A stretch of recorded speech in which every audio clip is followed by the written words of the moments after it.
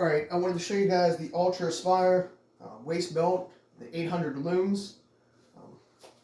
Show you right there, it says 800 looms. Right off the bat, obviously it comes in this box. You get a charger. It's one of the old-fashioned USB ports. What's nice about this is if you get this light, obviously I'm wearing the waist belt right now, but it also comes with a headband attachment. So you can interchange them. So it's basically two lights in one, which is one of the reasons why I got it. So maybe if you're doing a trail race and your headlamp goes out and you're wearing this, you can just interchange them for the time being if you have spare batteries. As you see, it's both on the same. Just goes like this real quick. Oop.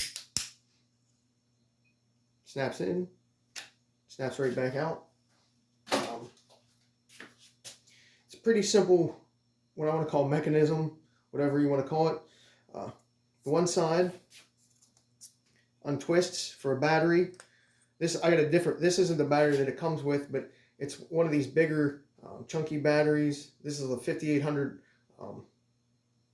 whatever you want to call it style battery. That side twists in. Now this side's got the red button. It turns the light on and off. But on this side, the opposite that you put the battery in is actually where the plug to charge it goes. It's kind of a neat design.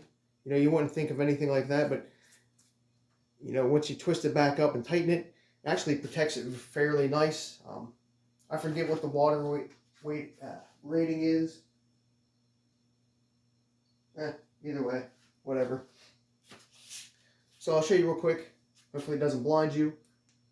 There's the first click, second click, third click, then there's the flasher, then it's off. So pretty simple to use. What's also nice about the waist lamp, you can turn it whatever direction you want.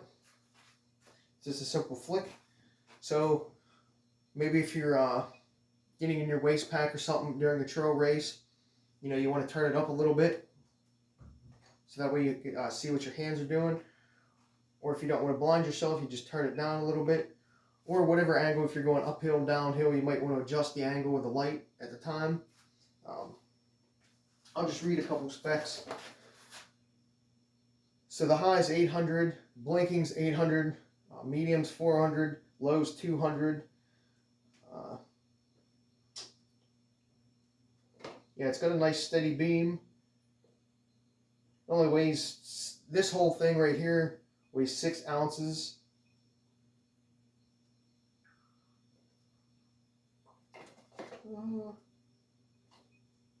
Yeah, that's it for that part. I wore this a few times now to test it out in the field. If you ever wore one of the naked belts or anything like that, you know how you don't really notice them when you're wearing them. Same thing with this. I really didn't notice I was wearing it at all. It didn't give me any problems. Of course, I cinched it down pretty tight, so I didn't have to worry about any kind of friction or bouncing around. So obviously, the tighter you get it, the less you're going to have to worry about it bouncing. You just got to find that sweet spot. If you put it up too high, you might get a little bit of a bounce. Or if you put it down too low, you might get a little bit of a bounce. So you got to find that sweet spot when you're running, so it doesn't give you the up and down as you're taking each step. I will say this, it's nice if you're going to do like a rail trail or pavement run. You can see enough on the ground. But if you're going to actually do a trail race, I still think you need a headlight as well. In conjunction with this. Again, this is really nice because it takes away a lot of the shadows of the rocks and roots and anything you might do in a trail race. But you really can't see above or side to side, so unless you're twisting your body. So if you want to see something go on the side, you know, it's not going to give you that side, view at all. Or if, like, say if a trail race, most of the trail races that I do, the flagging is actually in trees instead of on the ground. I know it's a PA type thing because we have trees, and maybe if you're going out west, they mark the ground a little bit. Where in PA we have trees, so we're usually flagging a tree. So this, the way it's going to be angled for a trail race in PA, it's going to be down so I can see the trail, but I ain't going to be able to see the flagging or the reflective markers in the tree, making sure I'm going the right way just because of the angle of it. So that's what I said. This is a perfect accessory to your running, but in conjunction with a headlamp if you're going to do an actual trail race. If you're just doing like a road race or rail trail or something where you don't need to see side to side necessarily or flagging, then this would be a standalone device. But again, if you're doing a trail race, it's actually better to double up and have the headlamp and a waist lamp just so you can see more, be safer as well. Again, I know when I'm running trail races, I want to see side to side, and I don't want to be turning my body, you know, trying to look. So again, headlamp in conjunction with this is a perfect combo. You see, let me turn off the light real quick. So you can see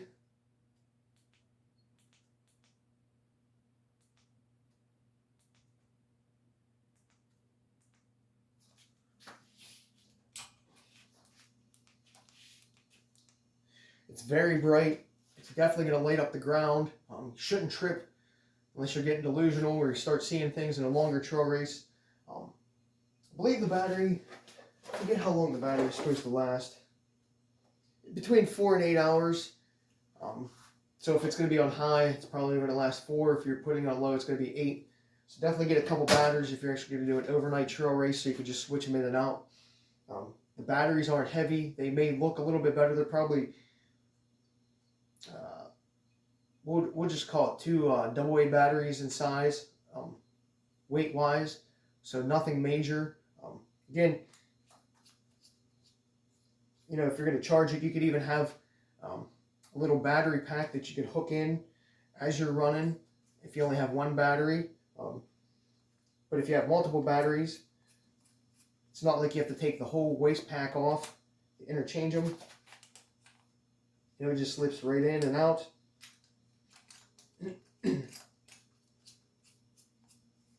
What also is nice, how it's a little bit rigid. The 2 ends where you screw it on and off or get to the charger. So it makes it gripping a lot easier. So if you have like wet hands, dirty hands during a race, or if you're just using this around your house, makes things a lot easier to change the battery or charge it. And then, you know, the button itself is pretty easy to use. Let me see if I can do this right again. Now, this clamp over here, take it on and off. All you do is push down a little bit and relieve it.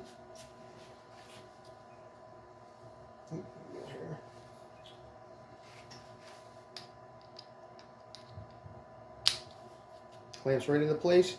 Then obviously you can adjust it. There's plenty of slack for me to adjust it. Different ways to adjust. I don't know exactly. There's no specs that how big of a waist you could have that it goes up to, but I would say it fits most people. Again, pretty simple. This is the back side. You know, this material right here is going to catch a lot of sweat and it's not going to chafe you at all. The band, the way it's set up, is non-friction. I ran with it with a shirt on and without a shirt on. I didn't get no chafing from this belt, so that's pretty nice. Other than that, I'm very impressed with the 800 Lume Ultra Aspire waist belt. Again, I would definitely use it with a headlamp for a trail race, but if I'm just going to do like a road race or rail trail, this is going to be a perfect standalone light. Just me, personal preference, I always like to have backup, but I've been looking for an option for my headlamp, just that extra option to give me some more light and take the shadows away. rocks and roots so I can see them better, so I'm not tripping as much. This definitely works perfectly. Again, I definitely recommend it. You can find them on eBay maybe for like 125 bucks. I think brand new they're 170. I actually got this used a little bit, so it's a little bit beat up, for like 105 bucks or 10 bucks on eBay. So if you look around, you can find them a little bit cheaper. But 800 looms is definitely plenty for the ground. And then if you have a headlamp, just, you know, adds on to it a little bit. But 800 looms, well, we'll just put it this way: it'll light up your light, for a trail race. Again, nice feature is you can switch the angle of it as you're running. So if you're going uphill, you know, you might want to angle it a little bit up more, and if you're going downhill, you might want to angle it down a little bit so you can see your footing a little bit better ahead of you. Just, again, it's a personal preference. Again, the biggest downfall to me is, like I said, it was in PA. If you're looking for flagging, we have ours up high. You know, you're not going to be able to see the upper flagging unless you're, you know, planning on going like this all night. Hey, where's the next flag? You know, or if you want to see something side to side, you're going to have to switch your whole body. That's the only downfall I see. But if you want a product that's going to give you confidence, make you run safer, this is definitely a product to check out. And the weight of it, compared to some of the other waist belts on the market, it's just a fraction of that, and it gives you just as much light. So check it out, and if you have any questions, let me know. I'm still learning this a little bit, so the more I get to use it, the better I can answer more or give you more details on it. But the first few times I've used it, I'm definitely impressed and recommend it to everybody.